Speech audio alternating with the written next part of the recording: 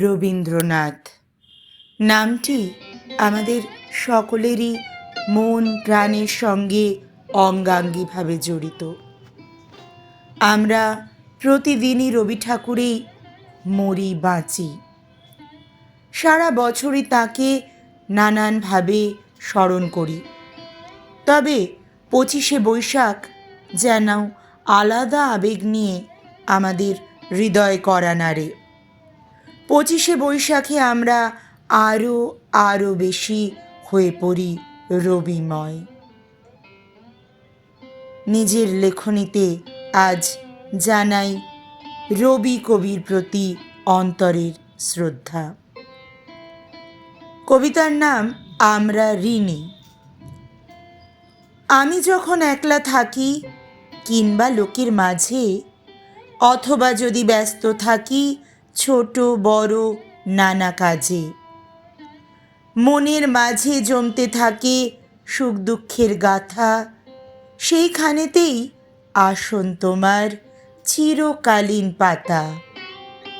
আমি যদি গলির মাঝে থমকে দাঁড়াই পথে, চমকে দেখি হাতটি আমার ধরা তোমারই হাতে। ঘুম ভেঙে যায় কখনো যদি কোনো দিন মাঝরাতে, ভয়ের ঘরে ভরসাটি পাই শুধু রবীন্দ্রনাথে। ছোট্টবেলার সহজ পাঠ বা বড়বেলার লেখায় প্রতিবারই শব্দের আজে জীবনের পাঠ শেখায়। তোমার লেখার অকুল পাথারে প্রতিদিন মরি বাঁচি, 7 পাক ঘুরে দেখি আজও সেই রবি ঠাকুরেই আছি। ভরসার নাম রবীন্দ্রনাথ, সুখের নামও সেই।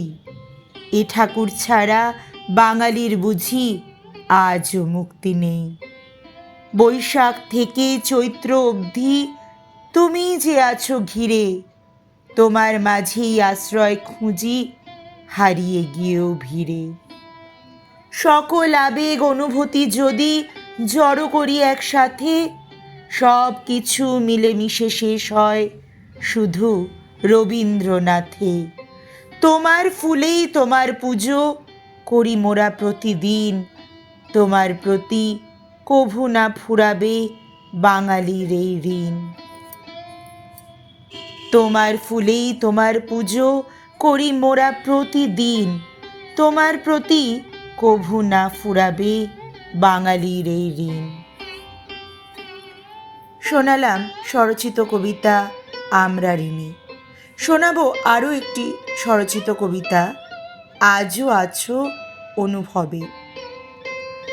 যুগে যুগে সেই তোমার লেখনী শক্তি যোগায় প্রাণে, নতুন দিশার সন্ধান পাই গীতবিতানেরই গানে। উপন্যাসের সব চরিত্র আজও দেখি অম্লান, নাটকের সেই পটভূমিকাও ভোলায় যে মন প্রাণ।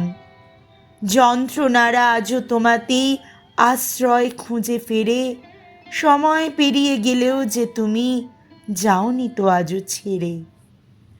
তোমার কবিতা ছিন্নপত্র অথবা গল্পগাথা নির্জন ক্ষণে আজও একইভাবে ভেজায় চোখের পাতা। একইভাবে তুমি বাঙালি জীবনে আছো প্রতিক্ষণ জুড়ে।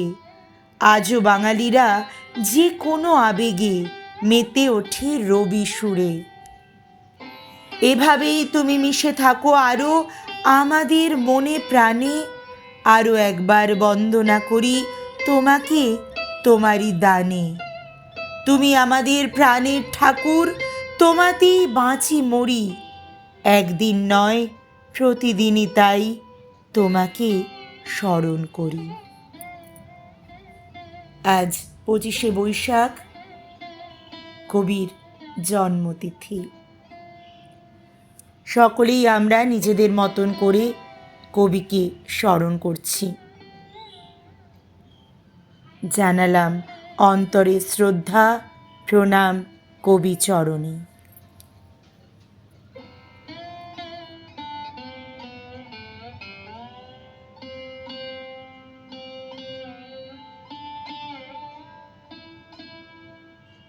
নমস্কার।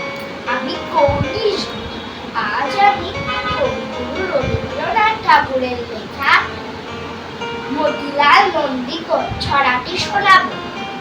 পাঠশালে হাই তোলে মতিলাল নন্দী, বলে পাঠ এগোয় না যত কেন মন্ত্রী।